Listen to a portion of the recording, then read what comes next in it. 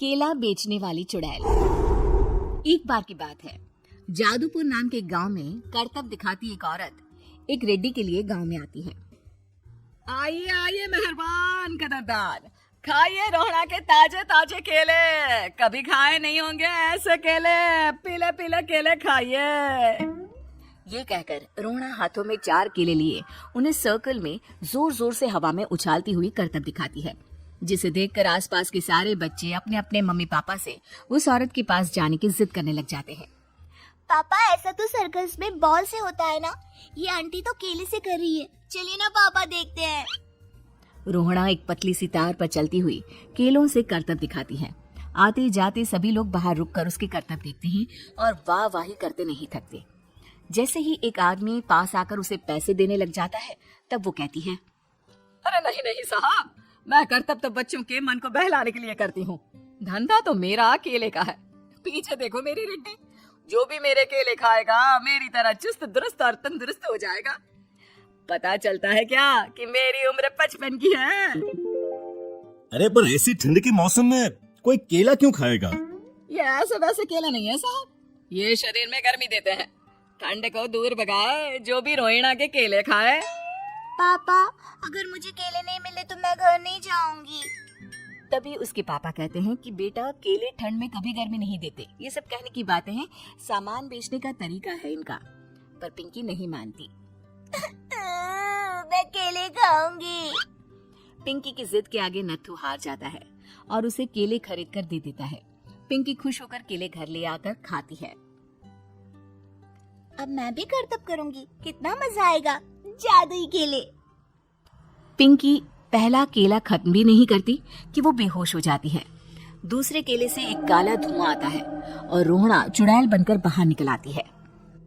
मेरे भूतिया केले बच्चे न खाए, ऐसा हो ही नहीं सकता।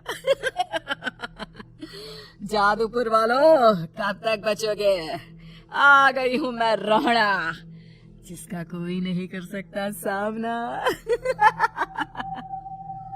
रोहड़ा पिंकी को गोद में उठाकर काले धुएं में कहीं गायब हो जाती है। शाम के वक्त नत्थू घर लौटता है और पिंकी को घर में ना पाकर उसकी माँ से कहता है, माँ पिंकी कहाँ है? अरे बेटा, उसे तो तू सुबह करतब दिखाने ले गया था ना, फिर कहाँ वापस आए तुम दोनों?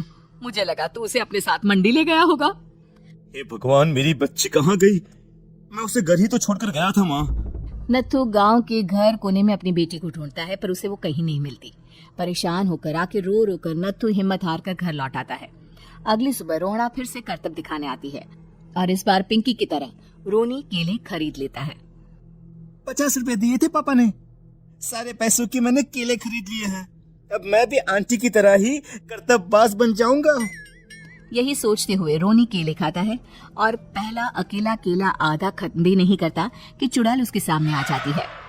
मेरे साथ चलने का समय आ गया है रोनी। ये तो बस शुरुआत है। अब इस गांव के सारे बच्चे धीरे धीरे मेरे कब्जे में होंगे, एक बच्चा भी नहीं बचेगा। ये कहकर रोना रोनी को गोद में लेकर काले धुएं में अदृश्य हो जाती है। इसके बाद हर रोज गांव में से कोई ना कोई बच्चा गायब होता, पर ऐसा क्यों हो रहा है किसी को भी समझ में नहीं आ पा रहा था।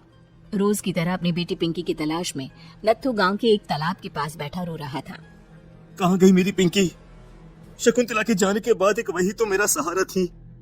अरे उसकी आत्मा कोस रही होगी मुझे कि मैं अपनी बच्ची को संभाल भी नहीं पाया।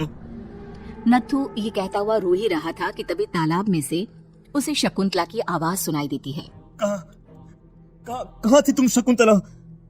हमारी बच्ची और सारे गायब हुए बच्चे रोहड़ा के कब्जे में हैं। वो बच्चों को जो केले देती है उससे बच्चे बेहोश हो जाते हैं और उसके कब्जे में आ जाते हैं और वो उन्हें ले जाकर काली दुनिया में ले जाती है। पर वो ऐसा क्यों कर रही है? ये मैं नहीं जानती, पर उस दुनिया का रास्ता मैं आपको बता सकती हूँ। जहाँ ये नदी खत्म होती है वहाँ एक केले का पेड़ है, उसके नीचे एक दरवाजा है, वहीं से रास्ता जाता है उस दुनिया का। ये कहकर शकुंतला की आत्मा गायब हो जाती है। गांव के सभी लोग झुंड बनाकर उसी रास्ते से काली दुनिया में चले जाते हैं और वहाँ देखते हैं कि सारे बच्चे वहाँ काम कर रहे थे। पापा, मुझे ले चलो यहाँ से। पापा, पापा। सभी बच्चे अपने मम्मी पापा से लिपट जाते हैं। तो तुम लोग यहाँ तक आ गए? क्यों हमारे बच्चों को पकड़ लिया तूने? तुझे शिकार ही बनाना है तो ले, हम सब आ गए हैं, हमें खा ले।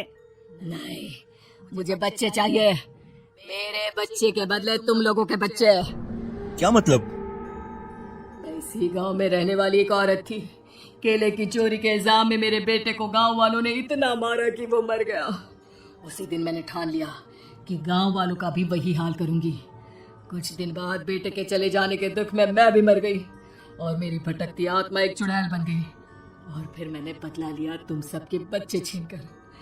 बर्दाश्त नहीं कर पाए ना, सोचो मुझ पर क्या बीती होगी। हमें माफ कर दो रोना, पता नहीं है किसकी गलती थी पर हम सभी माफी मांगते हैं। हमारी खुशियां लौटा दो, तुम भी तो एक माँ हो।